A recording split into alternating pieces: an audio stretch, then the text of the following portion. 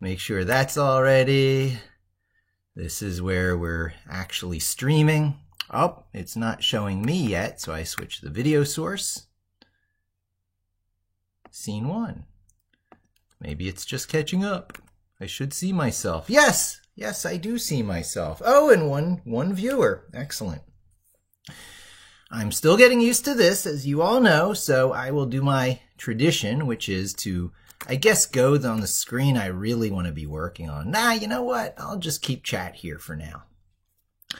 What I want to do is really give you a little bit of exposure to my process, to thought capture. I consider thought capture very, very important. So it starts out with, at least on the desktop, going into one of two applications, either Apple Notes, which is what you see here. This is full screen Apple Notes that I ran by double-clicking this apple. The other one is Simple Note. I use Apple Notes as like the final draft. I might start out in Simple Notes because it's really easier, and it's easier to bop back and forth between my Android and my iPhone, right? Because Simple Note is multi-platform and Apple Notes is just Apple. But when I'm ready to publish, I put it here because the folder directory structure in Apple Notes lets me really just expose to you the things I want to show. And you know, you can copy and paste from anywhere. This is the equivalent of just emailing yourself. It doesn't matter how you do idea capture. One of the first points I want to make is idea capture is idea capture is idea capture. But there's one place for refining your thoughts, which is better than all other places, and that is given away a little bit by the thumbnail I made for this video. That is, of course, the magic word. And the next step I'll be bringing everyone on in this adventure, in this journey onto full screen Linux terminal. On my last video, which I showed about my unboxing of the Raspberry Pi, one of the users, something, I forget his name, Hunter Seeker or something, I'll try and credit him. He said that he is one of the types who keeps a terminal full screen all the time. Magic words, open terminal. I could have just as easily done Control-Alt-T for that, but I'll do it this way. And you can see I'm probably in the terminal for the first time today because it gives me this one-time message. I believe Microsoft does this one-time message when you're going into terminal for the first time during the day. And as is my typical practice, I do /all. All.sh brings me into my personal journal. See, welcome to my personal journal.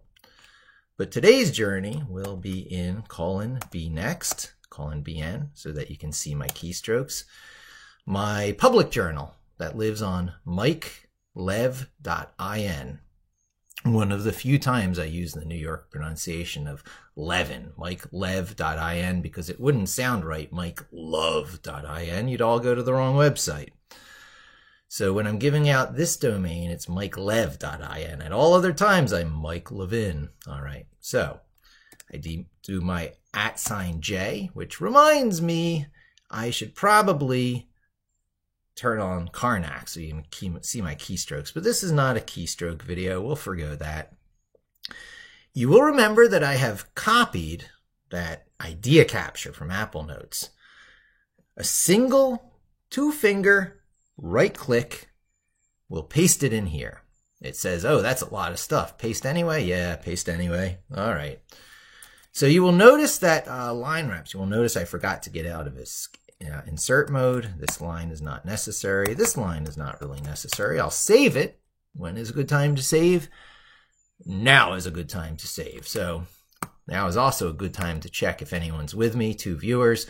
Feel free to chime in. This is interactive, as most of my things are now. I'm talking to my audience for the first time in a while. Prior to recently, I was doing these videos mostly for myself. Now I see people out there care. There are like-minded people, so feel free to interact. Having pasted this into Vim, we are faced immediately with a problem that line wraps have not occurred. I could do escape key, make sure I'm not in insert mode. I could do :wrap to put it in wrap mode. Oh, set wrap. And we could see it the way it's kind of supposed to be, But see how these numbers are on the left-hand side? That's showing you it really is still on a single line, and this is not the way I like to work in Vim. Some people might like it. Some people can get used to this. I've never been able to get used to it. I live in a world of hard returns, so I go set no wrap, no wrap. By the way, everything that has a wrap and no wrap type option also has a exclamation point at the end, which will toggle it back and forth in case you're making a macro to switch back and forth. You can do that. Each time you run that, it toggles it to the other setting. So there is the wrap and no wrap, but set wrap exclamation point will just send it to the other one. This is important Vim knowledge, my friends, as you customize your .vimrc. I'm jumping ahead of myself. We haven't gotten to Vim really in the Linux adventure. So this live stream is for the more advanced users to get a little insight to my back-end process. Shift V, right? Shift V for visual mode, selecting a line at a time.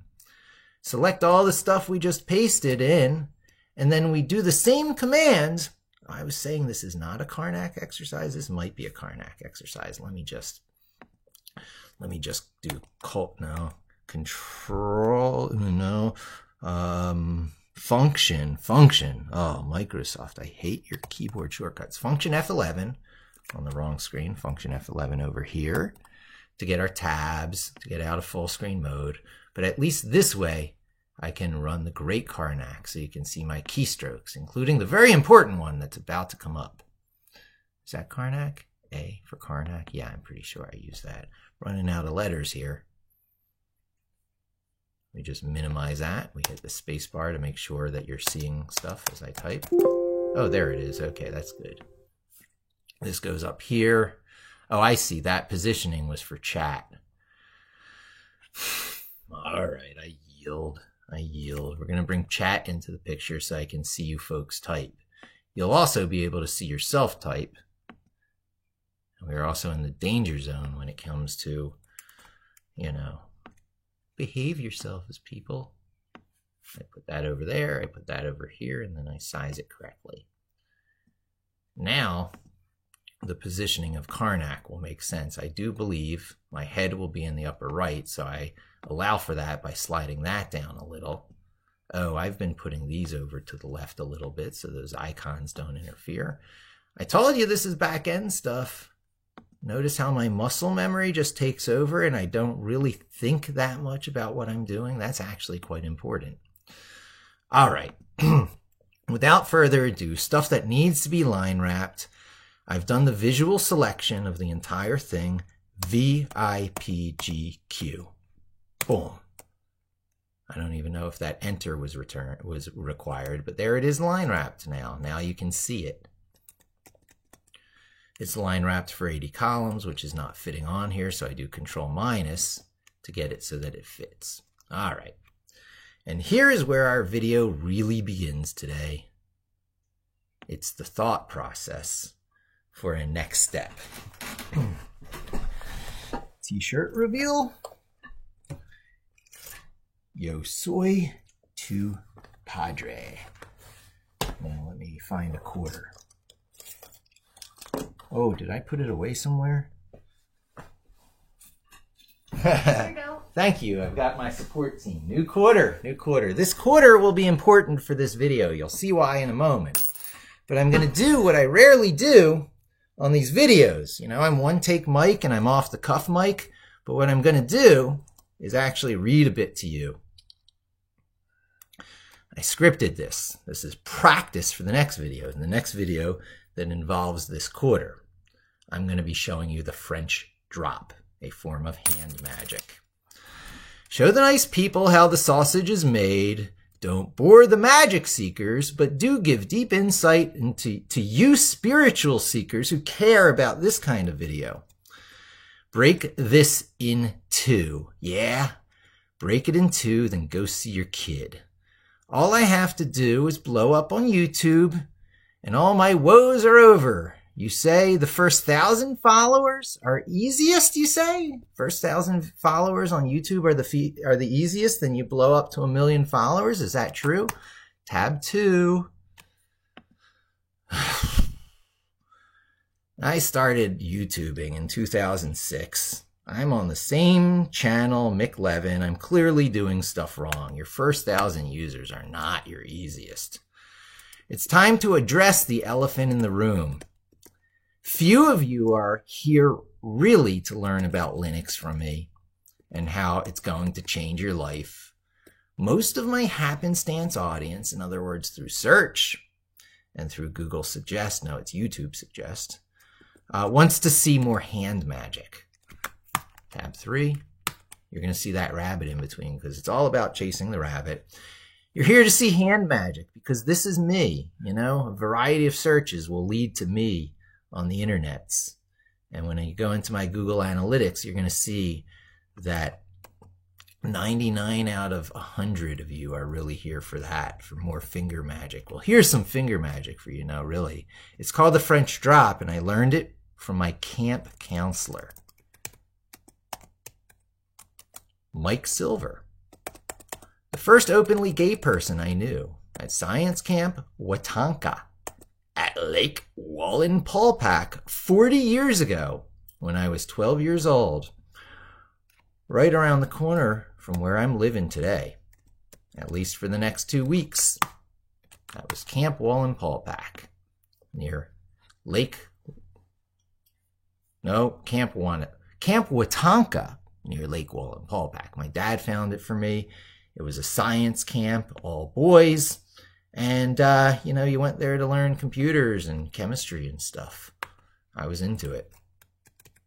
And I spent a month there. My dad gave me a chance to do 2 months. I'm like, nah, I'm coming home. But still, it imprinted on me. This was the summer before my trip to Israel with my friend Guy Brookstein, who I've talked about, who I learned about roughhousing from, and knowing that not all seemingly life-threatening situations are life-threatening. Guy Brookstein got my cortisol under control. Yeah, that's a lot to unpack, right? So more videos on the way of my most singular life experiences, sandwiched between the rise of Unix and the death of Commodore. I've got so much to teach this generation of unreachable TikTokers and boomer knockers. Maybe you're a boomer. Me? Am I a boomer? I am not a boomer, in the voice of Arnie. Bueller? Anyone? Anyone? Bueller? Well, let's focus on Camp Watonka for a moment and the magic which I did learn there and which I didn't learn there. I learned some magic at Camp Watonka, and then there was some other magic at my disposal that I could have learned that I didn't learn. I took the hand magic. I learned a lot of hand magic, and I left the computer science behind. It was boring, and not for me. I mean, adding and shifting binary registers, that was computers, really? I had to know that? What kind of brain fart people were into computers anyway? Me? Give me art, magic, comic books, and Dungeons and Dragons. Tab 5. Lord of the Rings. No, not Lord of the Rings. Lord of the Rings came after this. I did that after Lord Fails Bane. This is an anti-hero story based on a guy named Thomas Covenant who had leprosy of all things. And he had to be forever vigilant because the tiniest little scratches could cause an infection that kills him. And he was thrown into a land he didn't believe. Is Thomas Covenant the Unbeliever? I was introduced to that book series while I was at Camp Watonka. I forget the kid's name, but it was a kid who I played Dungeons and Dragons with and made a profound impact on me. So I didn't take up computers. Why did nobody teach me about abstractions and switches gradually fading away into a sort of magic as layered up APIs, application program interfaces, human interfaces, until all that remains is a sort of spontaneous creative expression like the Mickey's Sorceress Apprentice, right? This is what was available to me. It wasn't adding binary numbers and shifting them left and right like was being taught to me. It was compelling machines to do my bidding effectively under my control. Mickey created a bitstorm. You don't need to create a bitstorm. If you understand bitstorms, you can stop recursive feedback loops on the network from occurring. Why didn't people talk to me about that? Well, woulda, coulda, shoulda, right? Am I right? Well, if I knew then what I know now, what would I have done? Would it have been any different? Did I have to go through that experience? I would have told someone like you, who is looking for mere magic tricks, to listen to someone like me who offers a more beautiful, life-changing sort of magic, which is every bit as spiritually satisfying and audience impressing. Ever watch those computer hackers in the movies working their magic with nearly telepathic control of the computer? Computers in front of them, computers far away, computers in other countries. Well, for my generation, War Games was that movie, but there's others for your generation. You've probably seen Mr. Robot and stuff like that. Yeah, that's what I have to offer. War Games, my generation. That was like this guy here. Is it Matthew McConaughey? No, that's a different Matthew Broderick. Matthew Broderick. Shall we play a game? It's a kind of magic. Not exactly the finger magic you guys are talking about, but still, it's magic. So, I was 12 years old. I was 13 years old. These were extremely formative years in my life. Let's make sure I'm still streaming. You can say stuff. Maybe it's because I'm on a roll and you're just letting me go. So, there's this. I'm streaming. There is this down here, I'm streaming, and then there's this here. Yeah, you folks are coming and going, that's fine. It's probably going to be mostly for the playback. So, my removable finger trick that caused 1 million views, right? Go figure, right? That's a bookmark back to my 6-year-old self. From when my mailman of the day, Mr. Sucro, the father of a friend from school, Mr. Sucro, taught me the removable finger trick. That's a bookmark to me. I remember myself when I was 5 years old, 6 years old. He used to come around and see how I was doing. He's like, oh, hi, how you doing with your finger trick? And I'm like, well, there you go. And he was very impressed with the progress I was making. And I'm still in touch with his family to today. They're dear friends. Well, I mean, dear friends from afar in the new internet sense. And so the French drop, the trick I'm going to show you next, not in this video. I'm not going to get to the, well, I'll show you the French drop. Look at this. Hey, where'd it go? Ah, there it is behind your ear, right? The eternal, the quarters behind your ear trick. I'm going to show you that. Everyone should know that the same way as they should know the removable finger trick. Well, that trick, the French drop, is a bookmark to my more adolescent years, and my special relationship with my overnight camp counselor, a certain British guy, a magician named Mike Silver. And both of these men, Mr. Sucro and Mike Silver, both imprinted on me deeply in all the good and right ways. This is not going to be going where you may think it's going. With the automatic response that today's society has, with the old stranger danger. Y'all need to read The Road to Oz, which introduces the character, the Shaggy Man, where Dorothy meets the Shaggy Man, ye old Scooby-Doo's Shaggy, but, where that character first originated in modern American pop culture and which is overlooked. Tab 9. Who's the Shaggy Man? This is the Shaggy Man. There's lots of great pictures. He's one of these wonderfully rendered in art kind of characters. Would you let your child hang out with the Shaggy Man? No, most people wouldn't. Well, the Shaggy Man has a love magnet. See that magnet in his hand? That is what makes people love him, so that he can actually have the door opened. Because apparently it was an issue back then when these things were written in the 1940s and stuff, when L. Frank Baum was writing the follow-on books. And by the way, in this search, I'm actually showing you the book called The Shaggy Man, which is one of the books, but it's The Road to Oz, which is the one that really introduces him. He has his own book later that's written by someone else not L. Frank Baum. You know, there's only 14 books that were written by him, the canonical stuff, and those are the only ones I read, but feel free to go beyond.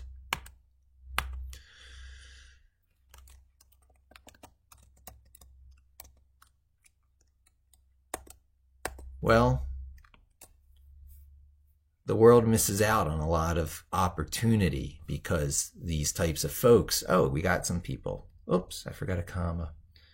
Hello, again, it's me. Chamberlain. Oh, Chamberlain. Cool. Good to see you. Well, one of the nice things about modern society is we put this giant firewall between your kids or ourselves and the shaggy men who are out there. So you can still have that special mailman or camp counselor in your life without today's stranger danger paranoia, right? The internet and these types of things make that possible. And so a buddy like me can show you the French drop in the spirit of the great Penn and Teller. Bad boys of magic who revealed things like the disappearing handkerchief trick. We're going to get to a lot of hand magic. You want hand magic from me? I know hand magic. I'll teach you hand magic. That's fine. You sell out a little bit. You compromise what you want to teach, the Linux stuff, because of what people want to see from you. It's all tricks, people. Everything is tricks. The French drop, the removable finger, the disappearing handkerchief, Linux, full screen terminal. Stranger danger is a trick to control you. The world isn't really that dangerous. And some of the most valuable information needing to be transmitted between generations is going to come from the very peeps like my mailman, Mr. Sucro, and my camp counselor, Mike Silver, or indeed right here, right now, with the French drop. I'm going to do some generational transmission of knowledge. Not this video, but it'll be coming. I'm one take Mike. I rarely edit, but when I do, I get millions of views. So come with me now and go behind the scenes as we wax on and wax off. Listen to Mr. Miyagi. He knows, and he can't convince you to internalize the movements through practice without tricks. Tricks are everything. Tricks are ways to even get you to internalize the important motions without force. He's not forcing you to do it, except you got to wax his car, apparently. And you have to want something so badly. Like in this case, it was the freedom from bullies, right? The Karate Kid was getting bullied by the kids at school. He wanted freedom from those bullies so much that he was willing to put in the work based on faith. You don't know what you're learning exactly. Oh, you don't know that you're learning exactly the skills, the very muscle memory, the precise movements that you will need to defend yourself. Wax on, wax off, and ultimately kick butt in life. Tab 11. Boom. No, Shaggy Man. Oh, I meant to get Mr. Miyagi in tag in 11. There he is.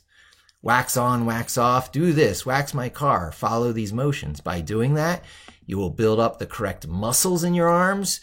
You will get the correct motions into your mind. It will become habit. And then when I need to call upon them for their real purpose, they will spring to life to serve you. Vim, much?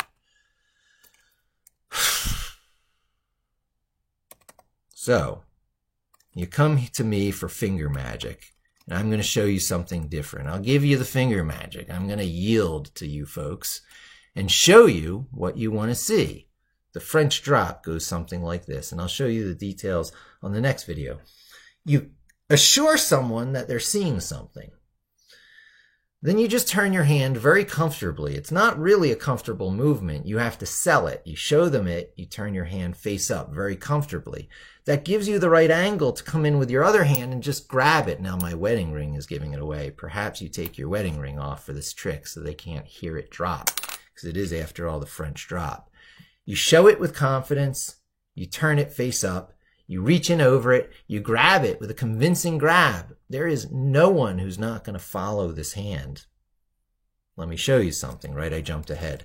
Let me show you something. It's called the French drop. And let me introduce you to someone. Her name is Miss Direction. And that's the end of this video. See, I'm going to be teaching you the French drop, and I'm going to do it in a video that doesn't have all this thought work. All this thought work started out this morning in the bathtub as I was typing into Simple Note. And I copied it into Apple Note because it's a refinement process. It's an idea processing funnel. It doesn't matter where you capture your ideas initially. Get it anywhere. Email yourself it. Just sketch it on the back of a pencil. Sketch it on the back of a napkin with a pencil. It just really doesn't matter. Capture your ideas. And then refine it. Get it to somewhere. And then probably get it into Vim, right? Because what I'm teaching you now, even though the next step,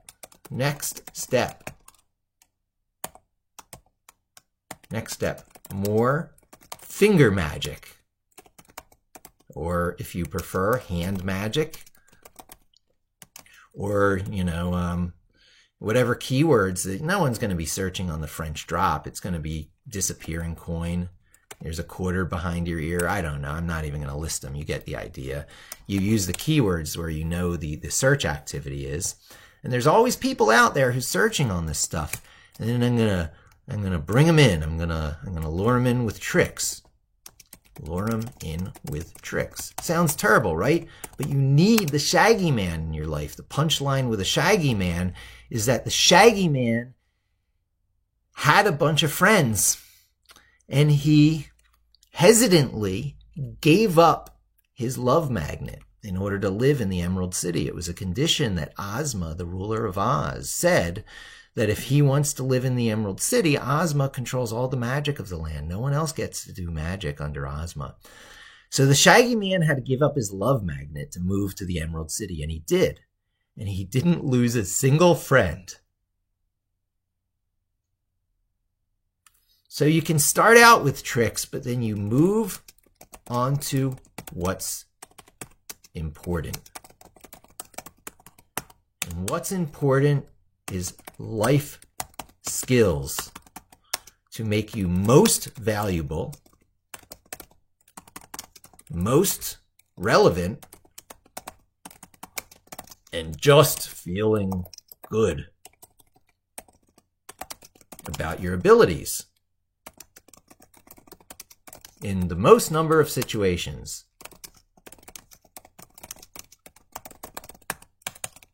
All tech is text. All tech is text. Shall I say that again? All tech is text. There is nothing in tech that doesn't at some point boil down to arranging text in text files. It might get compiled at some point, but it's going to start out much like this. So, the single most important skill, aka trick, in life is developing your wax on, wax off ability in the Vim text editor. It will serve you well for life. I promise. It is the best trick anyone will ever teach you. It's what I should have got at Camp Watonka. Time and place wasn't right. It's what my mailman should have taught me. Time and place wasn't right. But I learned other tricks, and I learned that muscle memory is important, and I learned that these things stick with you for life, and I learned that they're bookmarks for major phases of your life, and I learned that they're the hooks. They're the hooks to get you in. But the hooks to get you in are really no good if it doesn't take you to the next step, to the next level. All it is a trick that you know that you can entertain people with. There's value in that, no doubt. It'll drive YouTube views. But it won't make you the things that I recently covet. Future proof. These are all ways of saying the same thing. obsolescence resistant, and immune to disruption. That, my friends, is the big trick we're working towards. And I'll start with some hand magic if what people want to see from me is hand magic. Fine. Do I have anything else to show with my tabs? I don't think so. Just I'm working on my tricks to sort of do branding, right? I'm Mike Levin, so this poem seems to suit me. I got a mic. I like to talk. I love to talk into the mic. I love the mic. I'm Mike Levin. I've got some tail, so let's begin. And I got this neat logo. You think I'm wearing a NASA t-shirt? Nah, look closer. That says nerd. And there you have it. Little bit of personal branding, little bit of very extreme clarity about the muscle memory aspect of my message. You don't go to VS Code because just like they change the position of everything from Windows to Windows, VS Code is going to be a dynamic moving target. It's based on web technologies du jour. It's not like Vim. Vim is much like it was in the form of VI 40 years ago.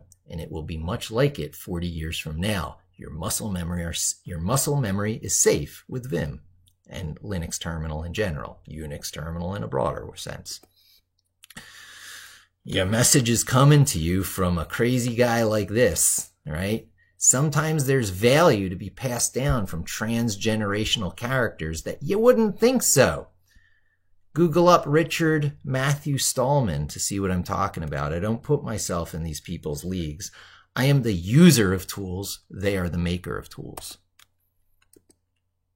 And of course, you know, it's to get these skills like you see in the movies like War Games, Mr. Robot. I know they've been doing a lot of this kind of look of how it's looking in front of text editors and stuff, the way you sit there and you seem to like have nearly telepathic control over computers near and far. That's the prize I offer you. How do you know when you're on the path of love-worthy things? You look forward to it like Christmas Eve. You can't wait to get to the next thing. And of course, this stuff goes wrong sometimes, and you get the Saucer's Apprentice, things going out of control. But with a little bit of good mentorship, you can be more like the sorcerer that Mickey was working for, who Mickey himself covets. This stuff is just there for the taking. You can walk up and speak, I want to be that magician. Now, they're probably using Emacs, not Vim, so if you're starting early enough, you can be one of those special other kinds of wizards. I'm not an Emacs wizard, I'm a Vim wizard. I'm a much less powerful wizard, but I can walk into any situation and help. And, you know, there is value in the fantasy. And your formative experiences are very important. This was my 12-year-old experience. My child is at their 11-year-old experiences. I want to make sure that they have similar formative experiences that open doors to them in life. The smallest, weirdest things can open doors to you. You know, of all my million view videos, right? This is the only one that's on its way to 2 million views. It says it somewhere here, but you know, I didn't even talk in this thing, right? Is that nuts or what? And of course, you know, a lot of common wisdom is not correct, and you got to call it out on it.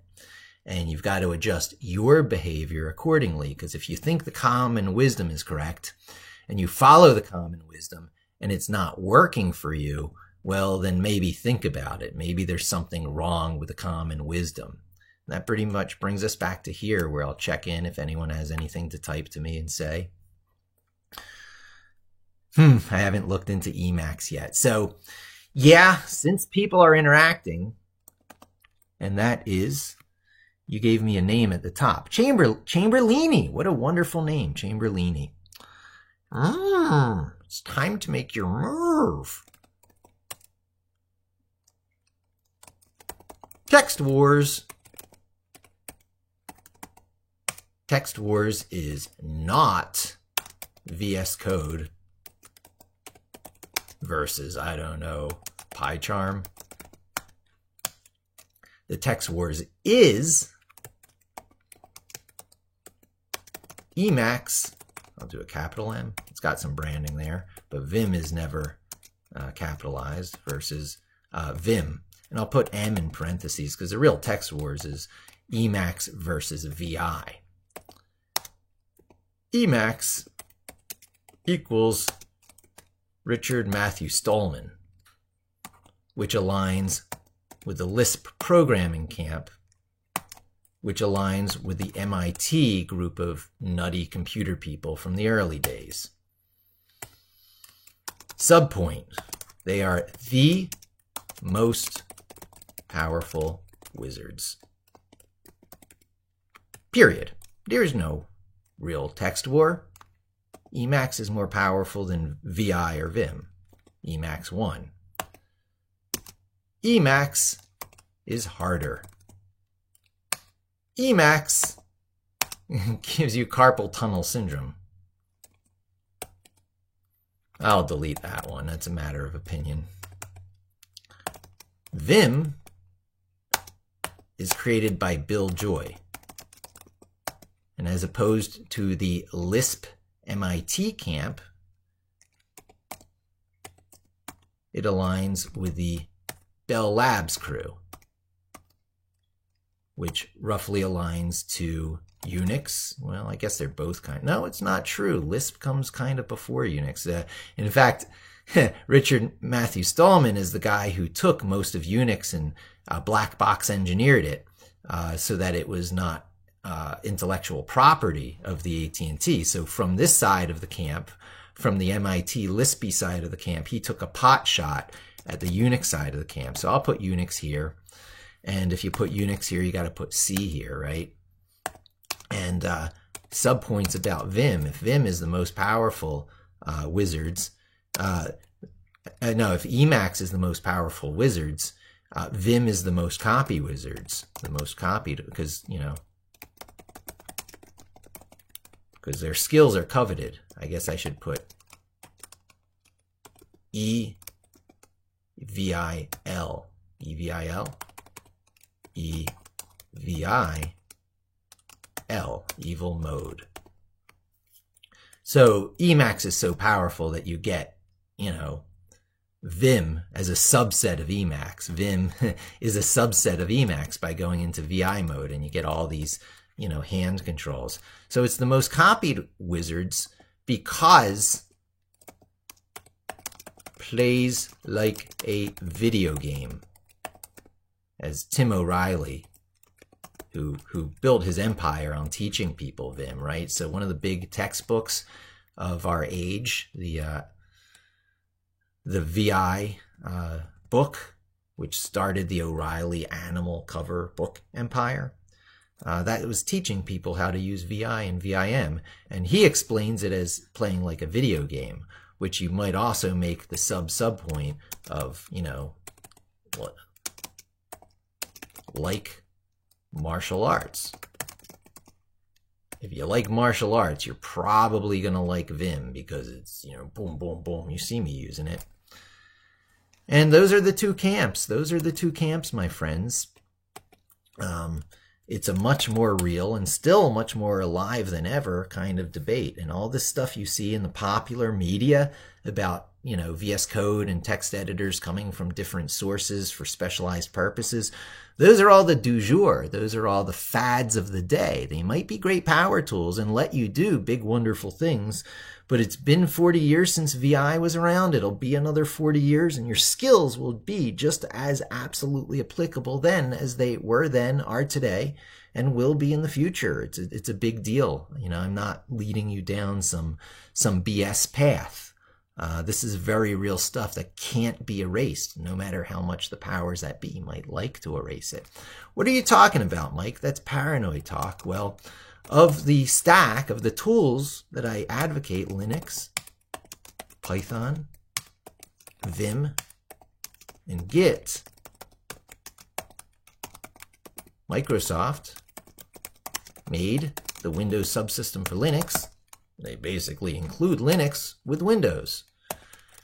They hired Guido van Rossum the creator of Python. Well, we'll skip Vim for a moment.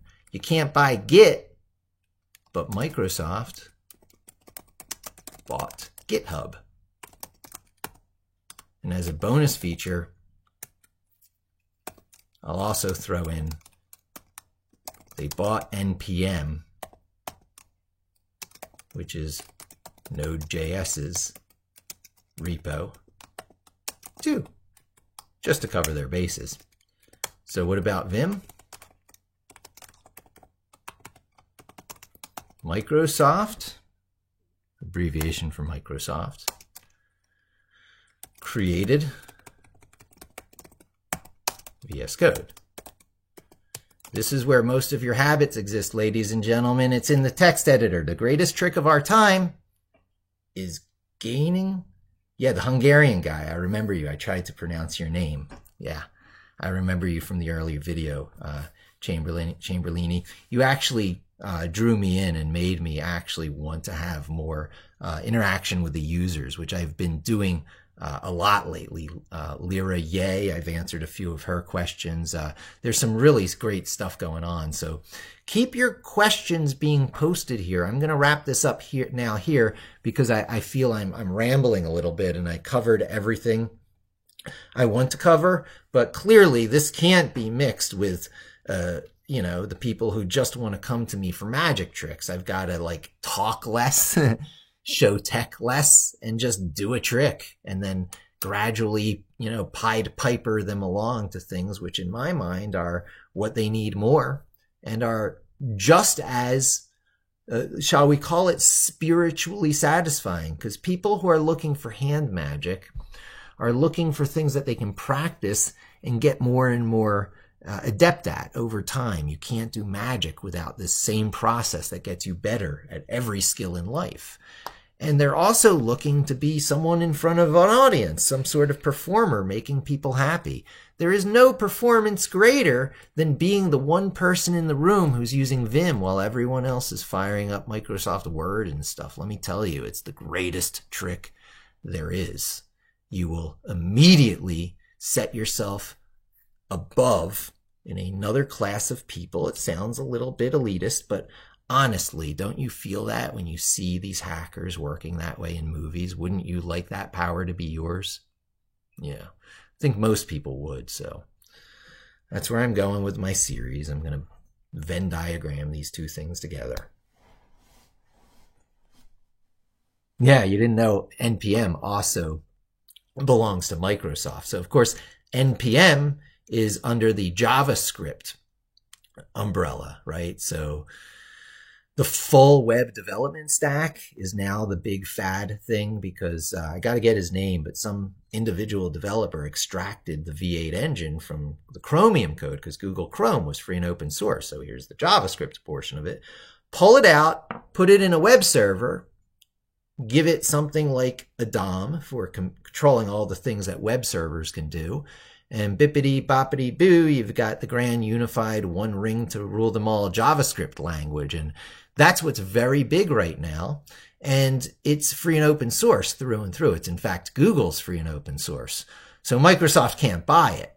But NPM is a separate part that came along saying, you know, that needs a distribution of software system. The way Ruby on Rails has Gem, the way Python has pip install, the Python packaging index, pypi.org. And a lot of languages have ways, you know, big centralized repositories so that there's a good authority. In Unix land, there's the Debian software repo. So, you know, this independent company came along and said, we'll do that for the full web stack, NPM. It's both a program, a repository, and a company. Oh, a company? Microsoft says, well, we'll buy that because, you know, it's not just Python we need to monopolize. It's this JavaScript world too. And you'll notice that VS Code, now it's not that I'm trying to stop you from using VS Code. One of my users said they took it up because I was bringing it up so much, right? You acknowledge your enemy and give them power. Well, use your power tools, people. Just understand that VS Code, while crazy great, Give credit where it's due. Throw infinite resources behind something, it gets infinitely awesome. Not always, but in the case of VS Code, it really is getting there. But it's also blocking you from Vim. It's blocking you from Vim. So as I get you onto Linux terminal, because remember that thumbnail that led into this, the magic words is open terminal, full screen terminal. This is the magic words. This is what makes you powerful. Now I default myself to this long path and I don't have the cool color coding of when I did this under Windows 11. But if I just go cd:/, it brings me to my normal home directory, and there's the familiar tilde. You don't need the green and the blue color coding. Maybe I'll get that back. Maybe it's because I'm under a Python virtual env. How am I doing that? Well, we can look at my profile, which I made an alias for, which can tell you why I can even type profile like I do. This, ladies and gentlemen, is what we call generic tech information. You learn how this works under Unix, you learn how this works under Linux, and you just know how this works for the rest of your life. There is no relearning. Any relearning you do is a tiny little bit of relearning. Tiny little bit. It does not nuke your muscle memory. It's either additive. You know, you add a little bit to what you already know. In the case of like walrus operators and switch operators being added to Python, that's additive, a little tiny slice of on top of what you already know. Or it's just a little bit of mapping. These virtual screens, these left and right virtual screens I use, all cool modern operating systems have them. Their keyboard shortcuts for switching left and right vary a little bit. Certainly their interface for showing them all at once and moving applications between them varies, but that's the remapping of your fingers you're just not going to be able to get away from, because anything tied to graphical desktop user interfaces, they're gonna nuke you on your muscle memory. Okay, I guess that's an important point. GUIs, visual desktops,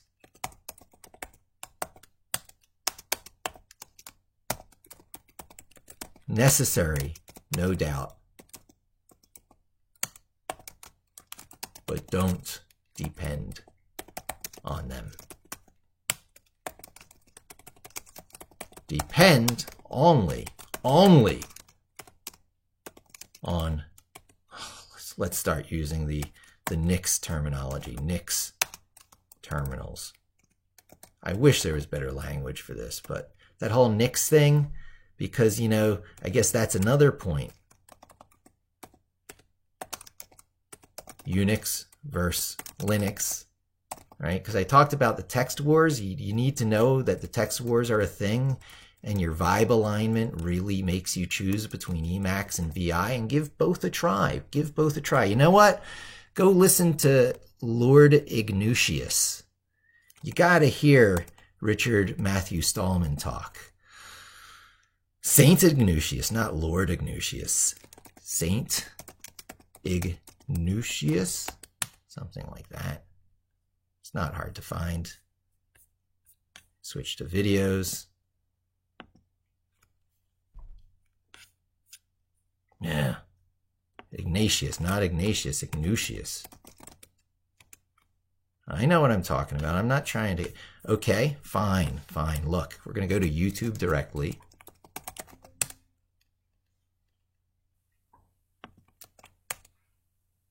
And that search should turn him up more.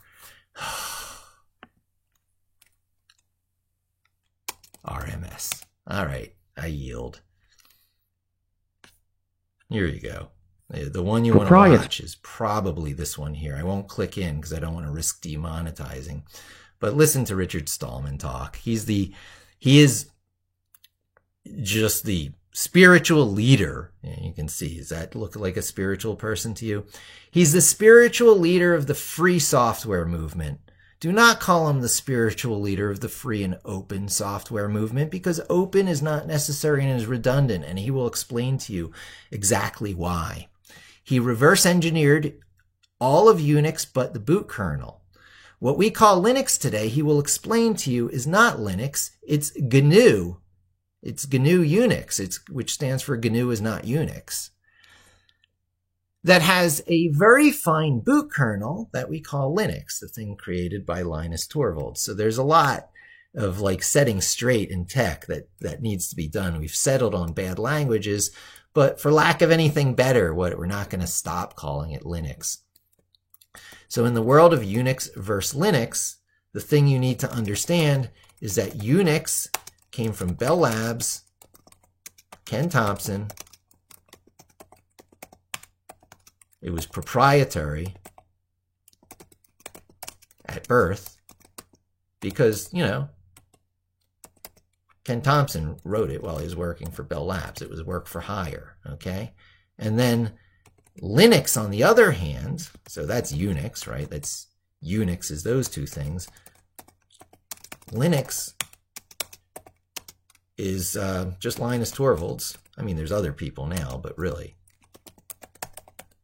And the thing about it, instead of being proprietary at birth, it used the general public license, which actually came from Richard Matthew Stallman. So that's the GNU public license. And in particular, it uses the GNU public license 2, which as opposed to proprietary, it forces sharing. So that's the real difference between Unix and Linux. Unix was born in a kind of ivory tower environment where a small group of people made all the important decisions. Linux was born in a forced sharing environment, which resulted in a lot of interplay. I don't even know what to call it. You know, free and open source. It's the main trophy of the free and open source movement, a whole Unix-like operating system. You get everything that was offered here in terms of good computer science, long-term obsolescence resistance, portability of code between systems, the perfect thing to host the TCP/IP networking stack so that the internet was born on it, and then ultimately the web. So this really aligns with the DNS system, address resolution, early internet stuff. It was important before the web, and so it ended up on Unix. And this ended up being associated with web servers, the web, because of the LAMP stack, Linux, Apache, MySQL, and PHP. And there you have it. Like, that's the other side of the picture. These are the broad overarching things in tech. The story always goes deeper with even more interesting parts to it. But, you know, if you want to know that 40,000 foot view that's related to the stuff I'm talking about right now, that's it. Visual desktops don't matter. Get over it. There's a kind of a battle between Unix and Linux, but they both won. Collectively, they won. They're kind of the same thing. They're just slightly different vibes. VS Code is trying to block you from getting onto Vim. The 4 true technologies that will serve you for the rest of your life if you're not a professional programmer. This is just basic literacy. Linux, Python, Vim, and Git. If you're a professional programmer, you might replace things like Python with other languages. You're also trying to make Firefox more keyboard-centric, but it's not going well. Yeah. i3 moment. Aliases are great. Yeah. I'm not sure with i3. I should probably Google that. 3 days ago. Yeah. So, let's see. Anything else to describe here? You know, the text wars, the purpose of all this stuff I'm teaching you, and then the fact that, you know, magic, desires for it, closely aligned with Unix, Linux, muscle memory, cool tricks, and lasting a lifetime. Anything else is probably repetition. So let's see if Chamberlini has anything more for me, or anyone else there. Feel free to speak up. Yeah, actually, it's funny that there is Vim integration in VS Code. So all this Vim stuff I'm talking about is universally understood as the best way to telepathically control type, right? When I say Vim is the copied wizards, it's the copied text control magic. I guess some subpoint there is VS Code uses it.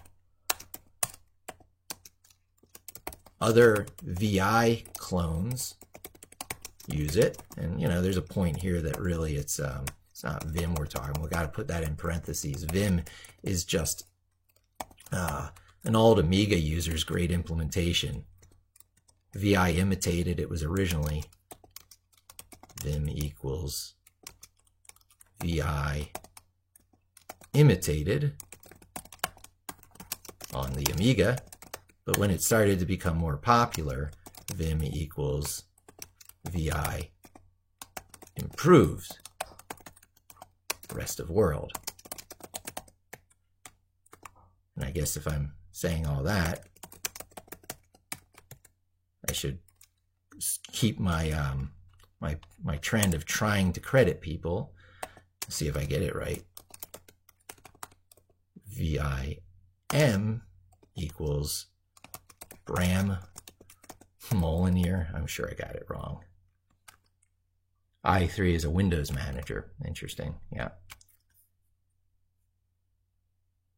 Yeah, Vim integration in VS Code. I don't see the point of it either, really.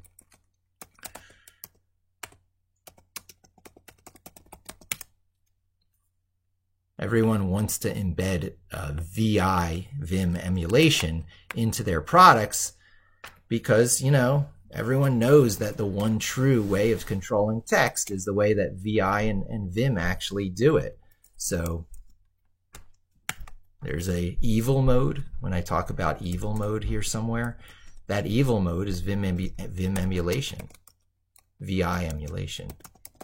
So, you know, VS Code was not the first one to covet what VI pulled off. The great Emacs, created by RMS, also coveted it and included it in.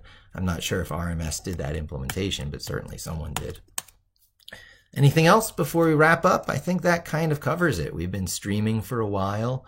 Chamberlain, you have been wonderful. I am very grateful, even when I just get one person chiming in, giving their questions and stuff. I feel blessed that there's audience out there who's interested in this. It gives me the motivation to continue with these live casting things instead of just recording it on my own. So yeah, there's been some pretty decent uptakes and 4 likes in the course of this video. Thanks everyone. This is wonderful. So final parting shots, folks. Got anything else to say? Let me know. I'll look into the i3 Windows Manager, see if there's anything I have to, you know, incorporate into my workflow. You know, I kick the tires of a lot of things, but I really kick the tires of a lot of things more so than actually incorporating them. I like to keep it light. So there you have it. I scroll up. I'll give this a headline. I use my H keyboard shortcut. It starts putting in an H3, which will actually render to something different on the website. That'll be an entry out here. I'm not actually going to do it yet, but all these notes that I do always end up on mikelev.in. You just go over here, go into the blog, and you'll see the history of them. And I got some cool stuff going on. This video here, WSL install rocks your world with Linux. It's getting a decent amount of pickup. Look at that, what I did there. I was very proud of that thumbnail. I don't often do thumbnails, but when I do, I can hit it out of the ballpark. So thanks for joining me. And thank you in particular, Chamberlain. And post your questions. I'll answer your questions in the comments, and maybe even do a follow-up video giving you plenty of shout out. And I'll talk to you soon. Thanks for joining me. Don't forget to subscribe, hit the thumbs up on this video, hit the little bell to be alerted of future live casts, and yeah, talk to you again soon.